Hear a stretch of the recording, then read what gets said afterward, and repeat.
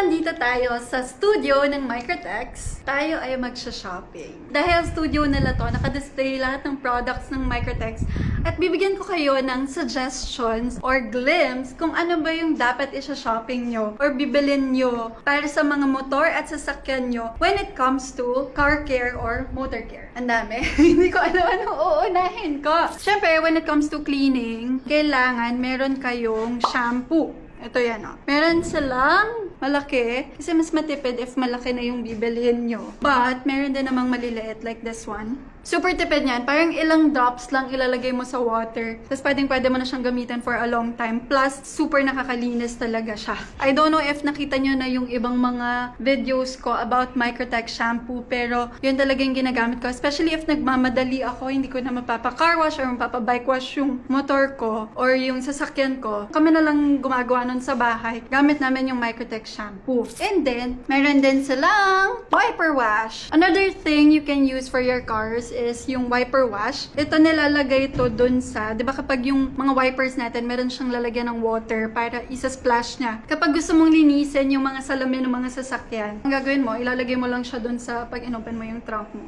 Ubuhos mo lang siya. Para mas madulas, mas matatanggal talaga yung mga nakadikit na bugs. Lalo na, di ba pag nagda-drive ka, may mga tumatalsik dun sa salamin ng sasakyan mo. Yun, pag ginamit mo yung wiper wash, matatanggal talaga siya. Meron din tayong iba't ibang cloths. Yung iba kasi dito, para na sa mga machine, like ito, pwede mo siyang gamitin as is kapag gusto mong kamay. Pero mas maganda syempre yung nakakabit na siya sa machine na pang buff para mas pulido yung gawa niya. And then si Microtex, mayroon din siyang iba-ibang klase ng cloth for washing your car. Like this one. Ito gusto ko to, yung wash mitt nila. Guys, yung mga products ng Microtex, super subok na yan. As in, it's been in the market for a long time. And if you notice, nasa blade din siya kasi talagang ginagamit siya for car care. And then this one, yung wash mitt, it's ginagamit to pang car wash para mas madali ipunas yung shampoo dun sa sasakyan. So, meron ding ibang product lineup si Microtex, which is yung kanilang Supra.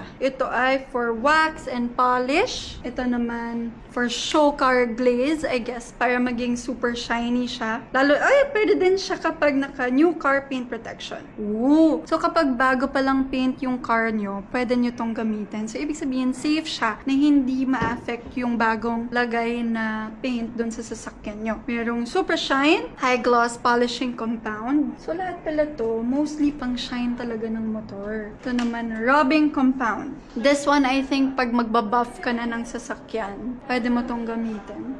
Ito, sabi dito, Brilliant Cut and Shine removes 1200 grit sanding marks. Perfect for all paints. Siguro ito yung kapag merong mga, alam mo yung bako-bako or butil-butil na tapos gusto mo siyang pantayin. I think ito siya. Super Brill. And we also have yung glass products. Meron tayong watermark remover para sa watermarks. Kasi diba sometimes when we wash cars and motorcycles, kahit na natuyo na siya, meron pa rin mga watermarks. So, ito yung pangtanggal doon. Meron pala siyang mas malaki. And then, ito. This one I like. So, itong Crystal Effects. Ito yung pag in-spray mo siya doon sa sasakyan or sa motor mo, parang magiging waterproof siya. So, yung water, hindi siya magsistay. Ang mangyayari, parang mag-glide siya doon sa sasakyan mo. So, mas less prone to watermarks yung sasakyan or yung motor. Aside dun sa waterproof effect niya, magkakaroon din ng parang crystal finish yung car nyo. So, medyo nagpapashine na din siya. So, bagay siya sa mga wind visor ng mga motor. And of course, yung mga glass parts na din ng mga windows and all ng cars. So, yung nag-absorb talaga ng water. Mas maganda to gamitin kapag super basang-basa pa yung car or yung motor nyo. Tapos, isang wipe mo lang, alam mo yun, matatanggal talaga yung water. And then, kapag konti na lang yung water, I think pwede na kayong gumamit na to. Yung mga drying towel like this one, and then this one.